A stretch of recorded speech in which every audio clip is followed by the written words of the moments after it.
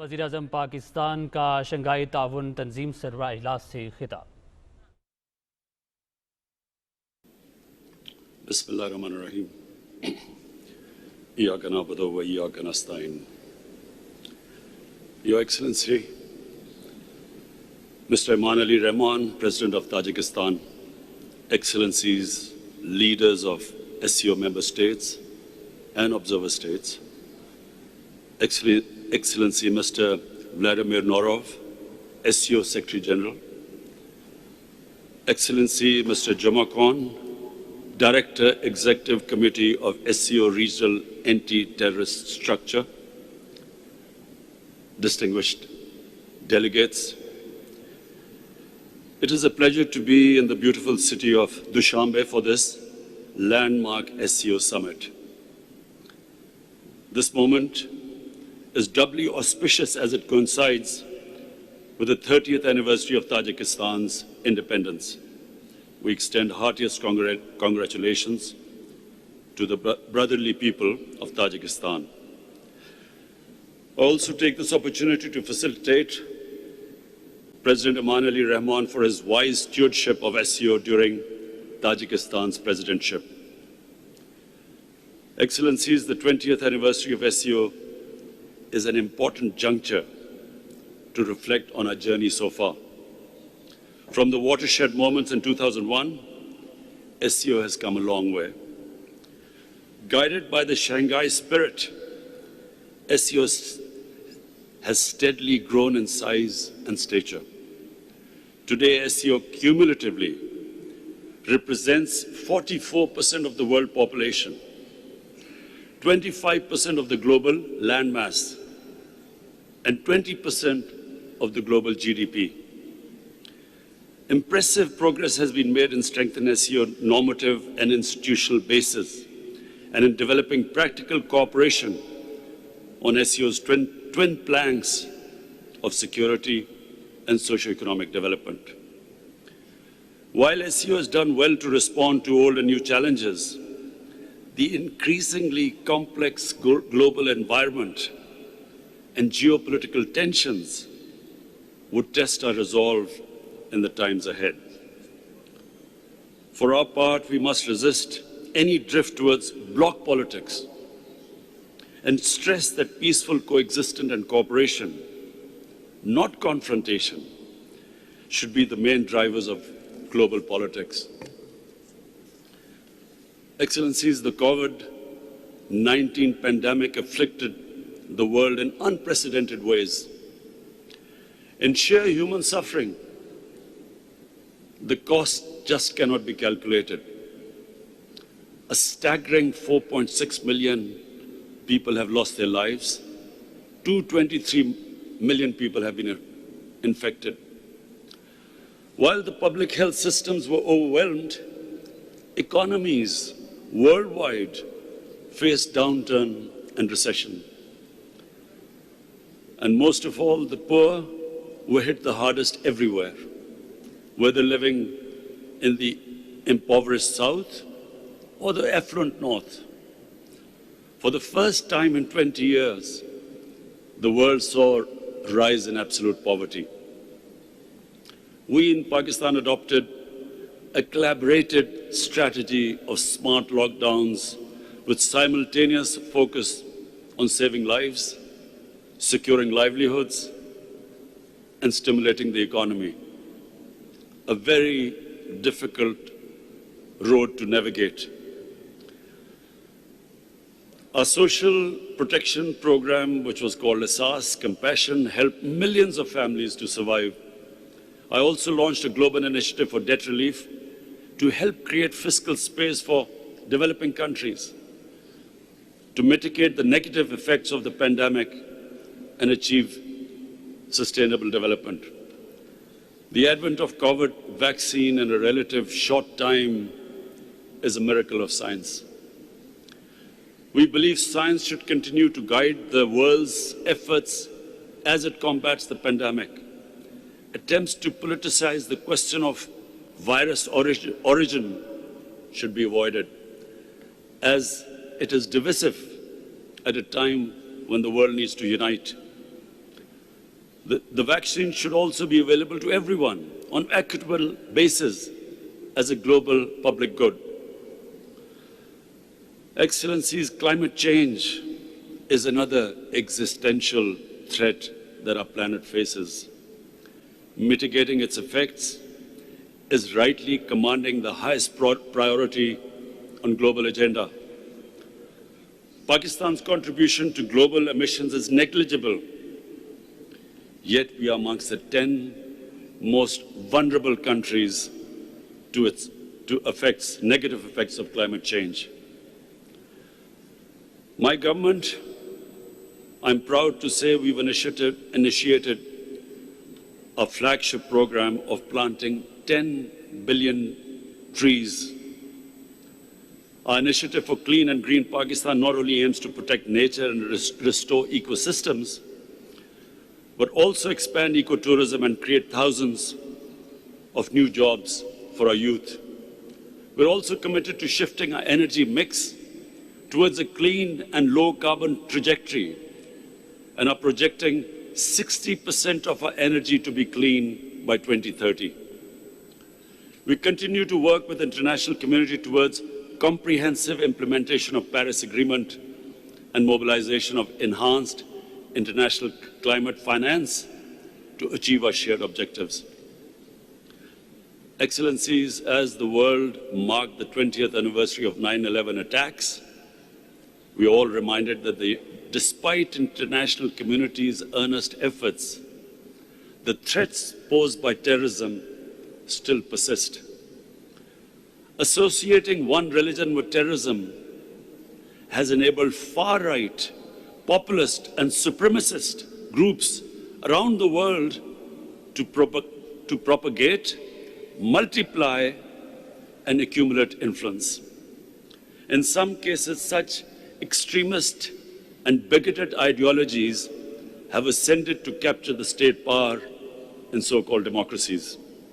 The fight against terror should not be won if we ignore that these threats and challenges, the biggest of which is state terrorism, perpetrated against people living under foreign occupation in disputed territories. For decades, Pakistan has suffered from terrorism that was planned, supported, financed, and orchestrated by state entities from across the border. Outside the active zone of conflict, no other country has suffered more than Pakistan. We have suffered 80,000 casualties, an economic loss in excess of $150 billion, apart from millions of people being internally displaced. Yet our resolve remains strong. We will continue to be a reliable and a willing partner of the international community in the fight against terrorism and extremism. Excellencies, threats to international and regional peace and security is a vital interest of SCO. We believe faithfully implementing UN Security Council resolutions for peaceful settlement of outstanding disputes is a necessary condition for peace and indispensable for creating an environment of cooperation. Unilateral and illegal measures to change the status of disputed territories in violation of Security Council resolutions run counter to this objective. Such measures must be condemned and opposed firmly for being in violation of the SCO Charter and its well-established principles of interstate relations. Excellency, most significantly, Afghanistan is rightfully the focus of our attention in view of the recent developments. The sudden change of the previous regime, which took everyone by complete surprise, the takeover by Taliban, and the full withdrawal of foreign forces has established a new reality in Afghanistan.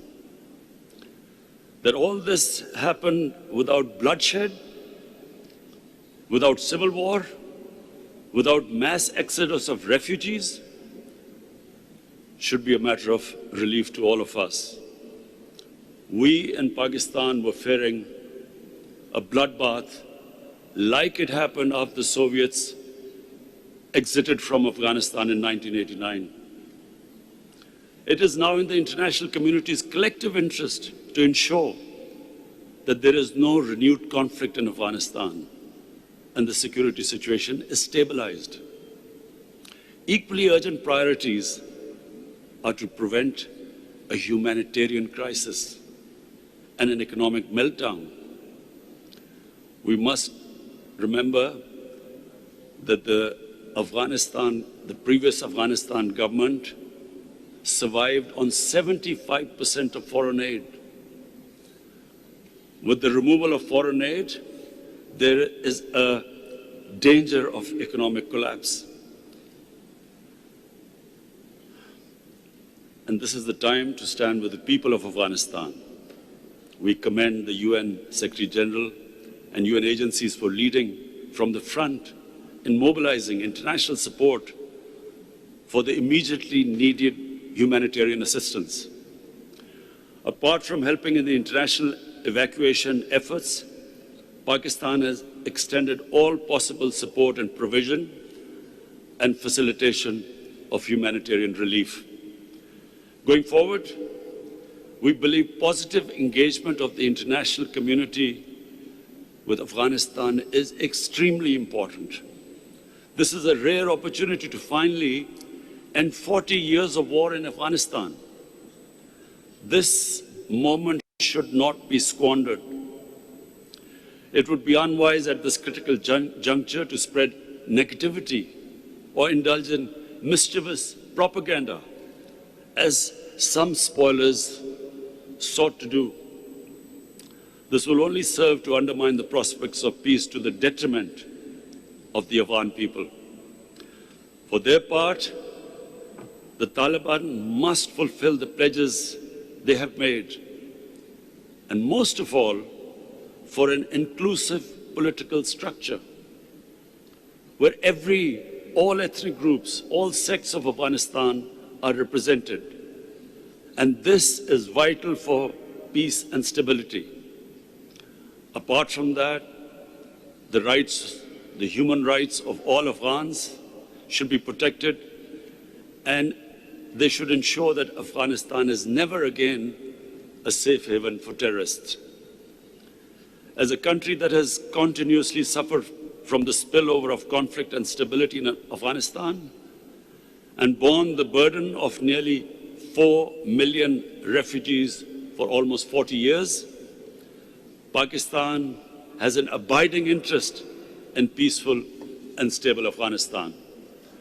We will continue to support a stable and prosperous Afghanistan, and we must all realize that the history of Afghanistan suggests that the people of Afghanistan fiercely protect their sovereignty. Afghanistan is one country that cannot be controlled from outside. Excellencies, sustainable peace and stability in Afghanistan will also help us realize our vision of an interconnected, prosperous, and economically vibrant region. In Pakistan, we have shifted our focus from geopolitics to geoeconomics. Our new economic security paradigm has 3 central pillars: peace, development partnerships, and connectivity. Pakistan's geostrategic location as a natural bridge connecting Central Asia with South Asia finds its manifestation through the platform of SCO. Pakistan offers the shortest route to the sea for many of our partners in Central Asia. I commend the initiative by the President of Uzbekistan to host the International Conference on Central Asia, South Asia connectivity in Tashkent last July. There is no doubt that the web of rail, road, and sea and air links across the SCO region will usher in a new era of enhanced trade, energy flows, and people-to-people exchanges. This hard and soft connectivity will contribute significantly to progress and peace in the region and beyond. These trans-regional linkages will be reinforced by the China-Pakistan Economic Corridor, the flagship project of BRI, which is making steady progress. Excellencies, as we commemorate the milestone 20th SCO Summit, I propose 5-point way forward. 1. We must reaffirm our complete support for effective multilateralism and the principles of the UN Charter, including equality and sovereignty of states, respect for territorial integrity, non-aggression, non-use or threat of force, and people's right for self-determination. 2.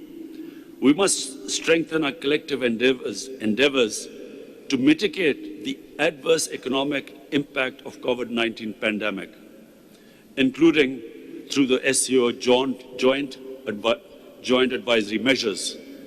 3. We must chart out a coordinated SCO approach towards stabilizing the situation in Afghanistan, including through enhanced engagement to address our common concerns and safeguard our shared interests, steps to provide humanitarian support and ensure economic stability, and measures to enable Afghanistan to become a reliable partner in peace and prosperity. 4. We must advance the agenda of regional connectivity. In this regard, taking the process forward, Pakistan would like to host a conference on the theme Transport Connectivity for Regional Prosperity. And 5, we must, recognizing the immense potential of our youth, explore all possible avenues for their increased interface and empowerment. Pakistan would like to host a conference on youth empowerment through digital economy. Excellencies, before concluding, I take the opportunity to congratulate my brother President Raisi, as Iran embarks upon the process of admission to the SCO. I also congratulate brothers from Saudi Arabia, Egypt, and Qatar on joining as new dialogue partners. I also thank Secretary General Norov on successful completion of his term and welcome Ambassador Meng as the new Secretary General. Finally, I congratulate my brother President Shafkat on Uzbekistan's chair of the SCO for 21-22 and assure him of Pakistan's full support. Thank you.